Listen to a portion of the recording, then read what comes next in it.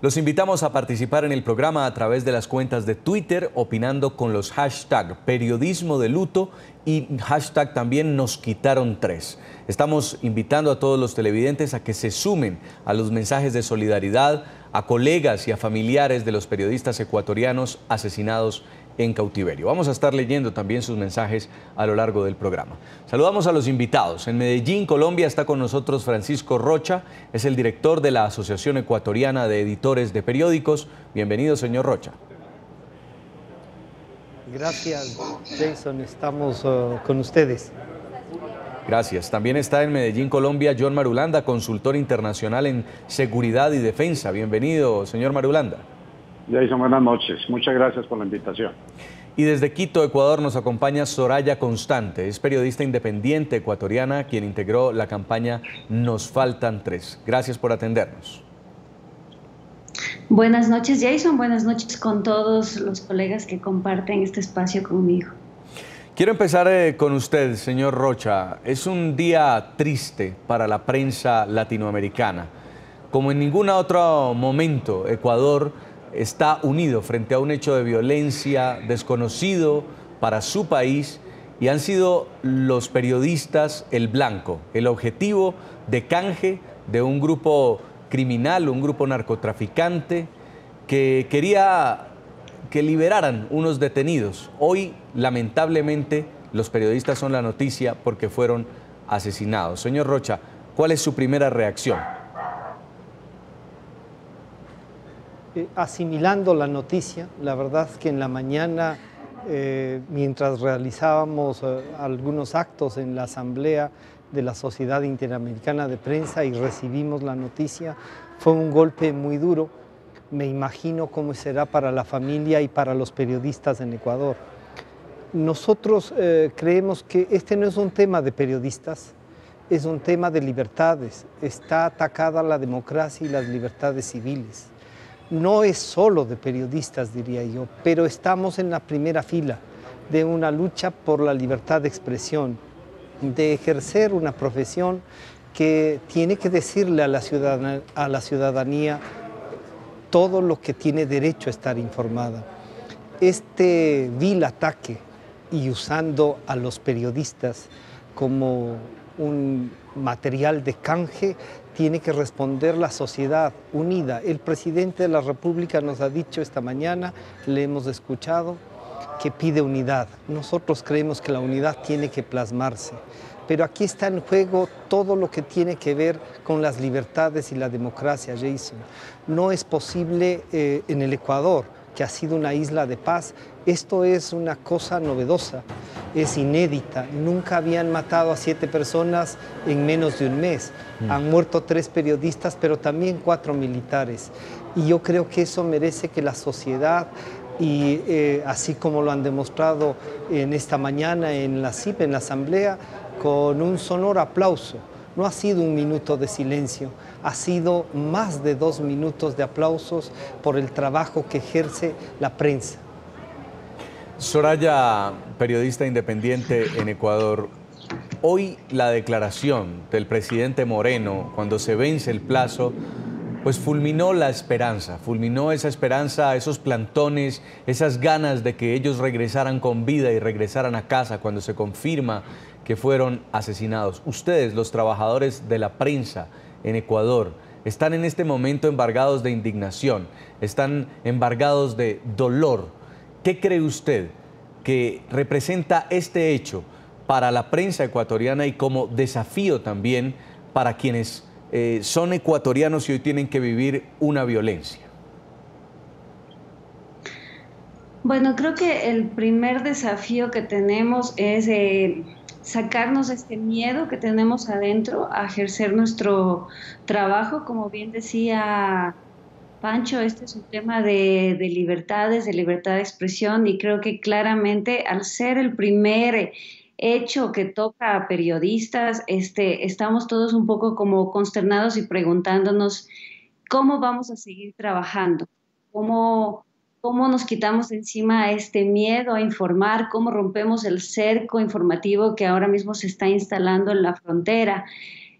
Son preguntas que las iremos respondiendo a lo largo de, bueno, de nuestro trabajo, porque si bien es cierto, hoy hemos trabajado con un paso lento, seguramente mañana pasado ya tenemos que acelerar y empezar a responder estas preguntas. Ahora, de cara a la sociedad, creo que es muy importante nuestro papel en hacer ver que tampoco podemos acostumbrar a esta violencia, como ya contamos tantas muertes por un conflicto ajeno que no se inició en Ecuador y que estamos viviendo las secuelas claramente. Creo que la sociedad tiene que empezar a exigir de sus autoridades mucha más seguridad, sobre todo la gente que vive en Esmeraldas. A nosotros, justamente dentro de las acciones que teníamos pensadas y bueno, ahora lo valoraremos dentro del grupo, queríamos ir a Esmeraldas a apoyar a la población, a hacer sentir que esto no solo le pasa a 3 periodistas, sino que hay gente que convive con ese horror, con el terror, con todas esas acciones que lo que buscan es intimidar a las personas. Señor John Marulanda, al estilo de las organizaciones terroristas como Al Qaeda, como ISIS, este señor Guacho y sus hombres disidentes de las FARC terminan masacrando vilmente a estos periodistas.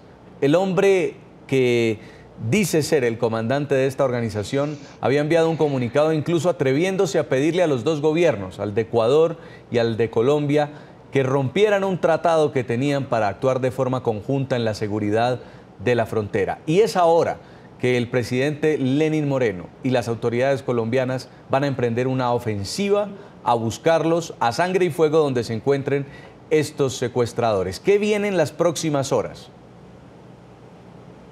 Bueno, Jason, yo primero quisiera decir lo siguiente. De alguna manera, los hermanos ecuatorianos, a través de su gobierno, están cosechando algo que ellos cultivaron durante muchos años. Las advertencias sobre el traslado de estos grupos terroristas en su actividad al Ecuador fue permanente, fue continua, no solamente por parte de las fuerzas militares colombianas y las unidades de inteligencia, sino del propio gobierno. Los propios militares le advirtieron al gobierno ecuatoriano que este proceso de implementación y de paz con las FARC iba a generar problemas de seguridad en la frontera. Y el hecho es que el cabecilla, que no el comandante, el cabecilla de este grupo es ecuatoriano, es un esmeraldeño. Y se sabe por inteligencia que hay más ecuatorianos en esta función.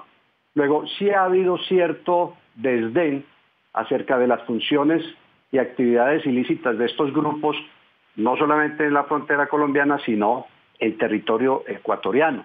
Yo llevo mucho tiempo visitando Sucumbíos, y parte de Carchi y parte de Esmeralda, y toda esa región, desde Lago Agrio hasta el Puerto El Carmen, Puerto Nuevo, El Palmar, Chusufindi, Sanzaguar, y todos esos sitios eran de permanente presencia de miembros de las FARC, inclusive armados, y las Fuerzas Armadas ecuatorianas no actuaban porque, nos decían, tenían órdenes de no entrar en confrontación con estos señores. Además, muchos de ellos, que formaban parte de la estructura de apoyo, tenían carnet de la ACNUR como refugiados colombianos.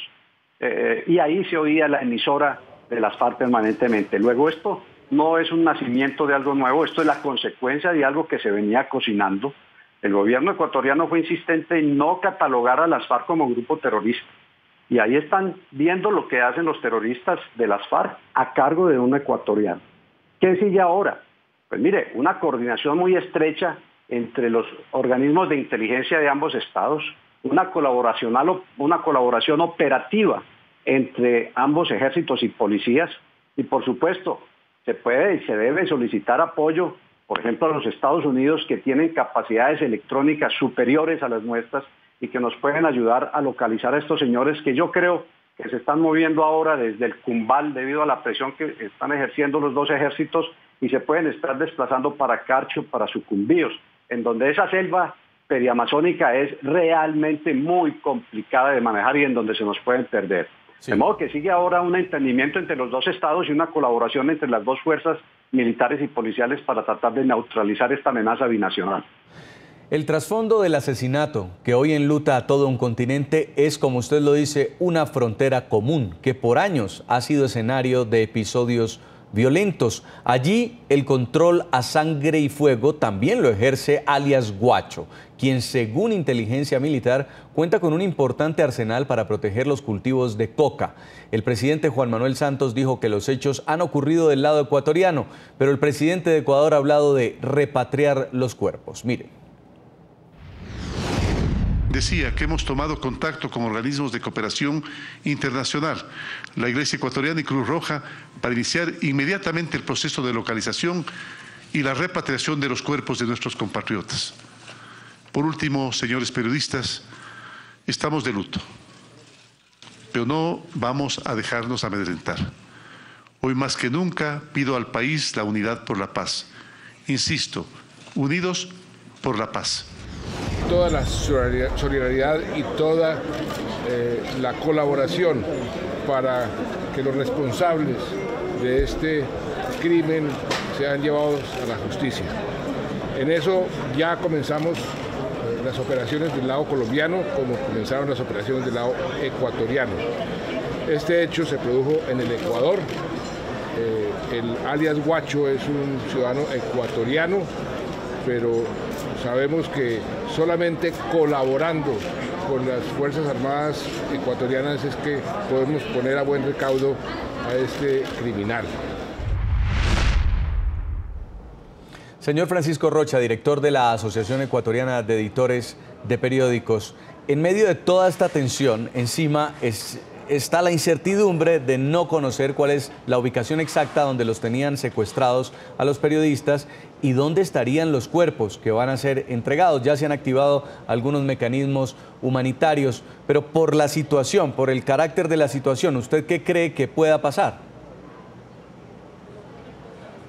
Bueno, el presidente nos ha dicho, y usted nos recordaba, Jackson, que es lo que dijo el presidente Moreno esta mañana: hay que repatriar, y eso significa que estaban en Colombia.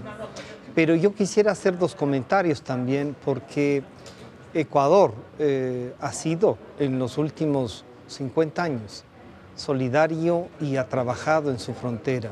Es verdad que parecería que en estos 10 últimos y el gobierno anterior han descuidado parte de esa zona de frontera, pero no es menos cierto que en cambio Colombia no ha cumplido con cuidar también esa parte de la frontera.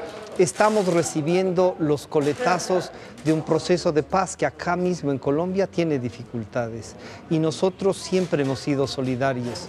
Nos hemos lamentado que de alguna manera algún medio publica que ya estaban liberados, y hasta ahora no hemos recibido una respuesta ni una explicación a por qué de esas publicaciones. En Ecuador no estamos, diría, acostumbrados, no tenemos esta forma de actuar, porque para nosotros quizá con ingenuidad el tema se lo veía distante. Si bien la frontera de Esmeraldas, Carchi, Sucumbíos y también la de Orellana han tenido dificultades, no ahora sino ya algunos años, y las Fuerzas Armadas han venido trabajando en ese sentido, no es menos cierto que requerimos de los dos gobiernos, de Ecuador y Colombia, pero además de la comunidad internacional, que vea este problema que no es ni de periodistas ni de dos países. Se está convirtiendo en un conflicto que daña a la región, y así hay que enfrentarlo. Creo que nos tenemos que preparar para tratar estos temas, pero debo decir que esperamos también que Colombia cumpla. Ahora, Soraya, periodista independiente, hay un momento en el que también en el transcurso de toda esta vorágine de noticias, este grupo disidente envía un comunicado que todavía se está confirmando su veracidad, en el que pide un despeje militar para poder entregar los cuerpos. ¿Usted cree que los gobiernos deban ceder a esta pretensión? A ver, yo creo que los gobiernos primero deberían ponerse de acuerdo. Nosotros hemos visto una serie de informaciones cruzadas a lo largo de todo este lamentable capítulo empezando por la afirmación que hacía el analista desde Bogotá, me parece, de que Guacho es ecuatoriano. Nosotros esta semana el ministro de Interior nos confirmaba que Guacho es colombiano. Entonces, si no han podido ponerse de acuerdo o las inteligencias de ambos países darnos esta información veraz, igual tiene la doble nacionalidad, no lo sabemos, pero ha habido una serie de informaciones cruzadas en todo sentido. La misma ubicación de nuestros compañeros. El primer mensaje oficial que recibimos nosotros es que fueron secuestrados en territorio ecuatoriano y llevados a territorio colombiano, y por lo tanto esperábamos por lo menos una confirmación de que estaban en Colombia, y el mensaje del Ministerio de Defensa colombiano fue que no podían confirmar eso. Nosotros, muy acostumbrados a completar las historias que no están bien contadas, decíamos, ¿cómo no pueden confirmar? ¿Acaso no controlan esa parte de su territorio, de su frontera? Y hemos conversado con mucha gente que ha estado ahí, del mismo equipo del diario El Comercio, porque ellos han estado permanentemente en la zona informando. Ellos nos comentaban que cruzaban hasta Tumaco, y solo en Tumaco, en la zona poblada, encontraban algún militar con algún servicio móvil. No había un destacamento, no había presencia militar en el lado colombiano. Y eso que ahora estamos hablando de que han entrado por el tema de la desmovilización y tal. Antes nos decían pues que no, que de vez en cuando ponían algún retén móvil en el que medianamente se veía una presencia del Estado colombiano en su frontera. Entonces, primero eso. Luego, creemos que no, bueno, definitivamente no se puede ceder a todo lo que piden estas organizaciones militares, terroristas, delincuenciales, residuales, tienen tantos nombres, pero sí necesitamos recuperar a nuestros compañeros. Entonces sí necesitamos que alguien dé la información veraz, que se pueda armar un corredor humanitario para que puedan ingresar. O sea, no nos podemos ahora mismo desarmar ante estas solicitudes, pero sí tenemos ahora sí que entrar a hablar y negociar bien para poder dar con nuestros compañeros. ¿Qué puede estar pasando, señor Marulanda, en la coordinación de la comunicación entre ambos gobiernos desde que empezó esta tragedia, este secuestro? Porque el presidente Santos, la primera declaración que da es: pregúntenle al presidente de Ecuador. Y el presidente de Ecuador dice que estaba adelantando unas negociaciones, pero después dijeron que no, que apenas eran contactos. ¿Por qué tanta confusión, tanta controversia alrededor del manejo de la información de este secuestro? Creo yo porque no hay un criterio unificado de cómo tratar y denominar a estos grupos. Para Colombia, para el gobierno colombiano, son unos grupos claramente narcoterroristas. Para el gobierno ecuatoriano no lo han sido. Hasta ahora empiezan a catalogarlos como tal. Yo personalmente conozco las actividades, por efectos de mi trabajo, de los batallones de Selva 54 en Santa Cecilia, 55 en Puerto del Carmen, el batallón de fuerzas especiales en Lago Agrio, en todos estos sitios. Y los militares ecuatorianos son de los mejores que yo conozco en América Latina. Son hombres realmente patriotas, entregados a su país y con un gran espíritu de combate. Desafortunadamente, la política rectora de los gobiernos inmediatamente anteriores impidieran que estos militares ejercieran lo que debían hacer, y era por lo menos neutralizar, retener a individuos que el gobierno colombiano, la inteligencia colombiana, les entregaba claramente señalado como miembros del Frente 48 de las FARC. Guacho está haciendo lo que aprendió a hacer en las FARC, en la columna Aldana, es decir, a asesinar vilmente y a revestir de ideología algo que es simplemente un asesinato.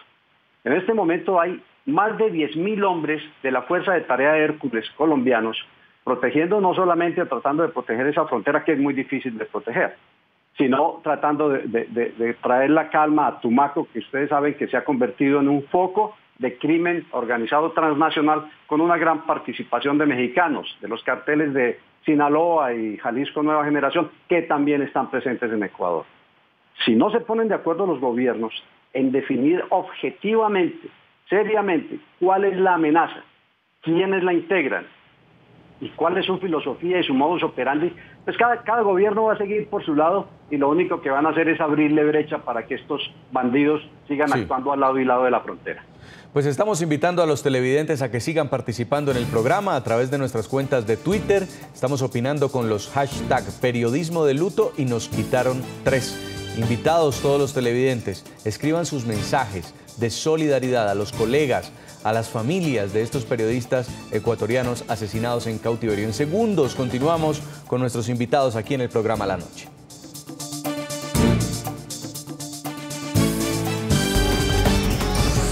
Ya regresamos con La Noche.